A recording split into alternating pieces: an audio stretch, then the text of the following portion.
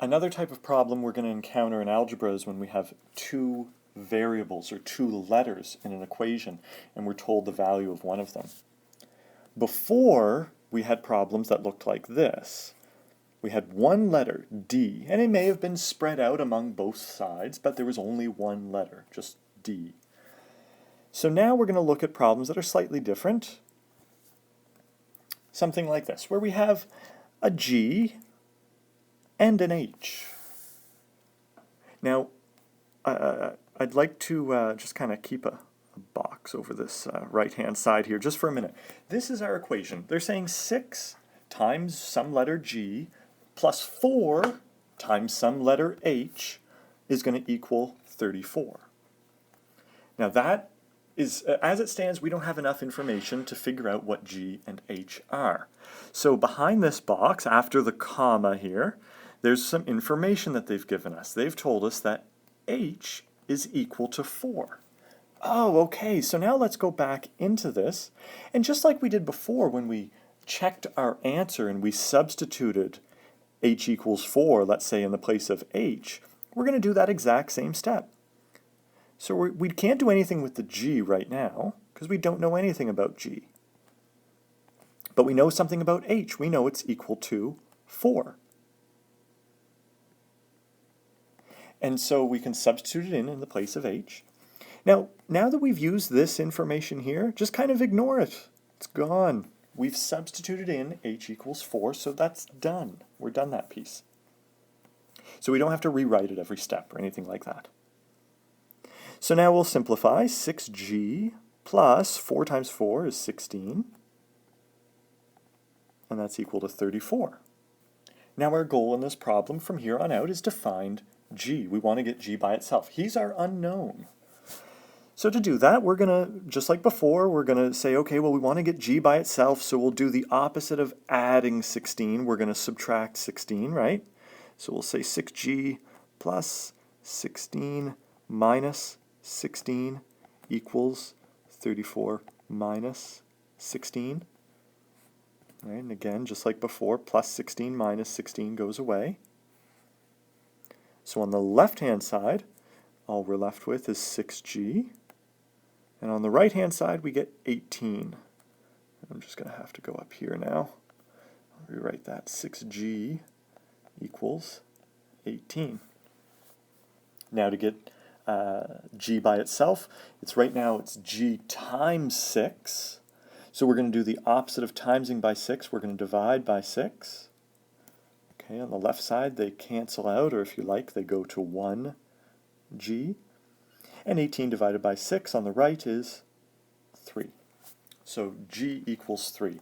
And if you like, you can take all this information, which is G equals 3, and H equals 4, and you can put them both in the place of G and H in your original equation. Now, you can do that on your own. I won't necessarily go through this here, but you better believe that when you take 6 and times it by G and you add 4 multiplied by H, you better get back to 34. Otherwise, we did something wrong here because this was given to us, so this has to be right, that H equals 4.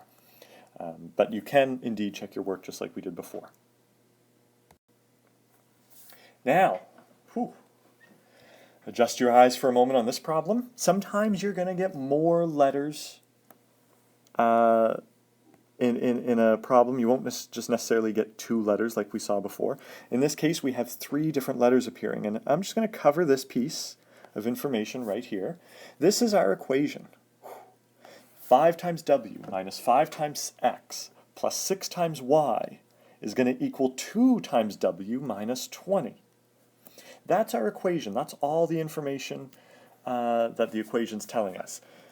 Now, behind this box, I've got some information, a comma. So they're saying, oh, by the way, X is 4 and Y is negative 1. So now we have to do 2 substitutions in our first step. So I'm going to get rid of my white box. There we go. And we're going to do 2 substitutions. So we're going to put 4 in the place of X. So my 5W remains untouched. I'm going to put 4 in the place of x, so it would be 5 times 4. And then follow along. I've got 6y coming up next, so it's 6 times y. Well, y is -1, so it's 6 times -1 equals 2w. We don't have any information on w, so we got to keep it as w minus 20. Okay, so now let's clean things up. It should hopefully become clear right now that we have a w here and a w here. Clearly now that is what we're solving for. That's what we want to know. We want to know the value of w. We know x, we know y, we want to know w. So we're going to clean up these multiplication bits here. So we're going to be left with 5w. Well, when we take minus 5 times 4, we get minus 20. And when we do 6 times -1, we're going to get minus 6. Okay, the right side I can't really clean anything up, so I'm just going to keep it as is. -20 minus 6, I can simplify that to minus 26. And then the right side, again, nothing really to clean up. Now it might be a good point to move our 26 over. So the opposite of subtracting 26 is to add 26. We'll do that to both sides. So we'll add 26 to the right as well. Okay, this cancels, goes to 0.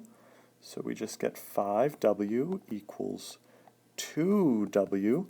Now minus 20 plus 26, just be careful with that, is plus 6. Now we want to move our w's around, so we want to subtract 2w from both sides. So we'll say 5w minus 2w equals 2w minus 2w plus 6. This piece here goes to 0. 5 minus 2 goes to 3w equals 6. We're almost there. Our last step is going to be to divide both sides by 3, so maybe I'll move up here. 3w equals 6. I'm going to divide by 3, divide by 3. 3's cancel. I get w equals 6 divided by 3, well that's just 2. So in this monster of an equation here, when w is 2 and x is 4 and y is -1, you can go back and do all that substitution. Put 2 in the place of w here and here. Put 4 into the place of x here. Put -1 into the place of y. And at this equal sign on the left side and then on the right side, we should have those two sides being equal. I won't go through that process, but hopefully you can do that on your own. It should all check out.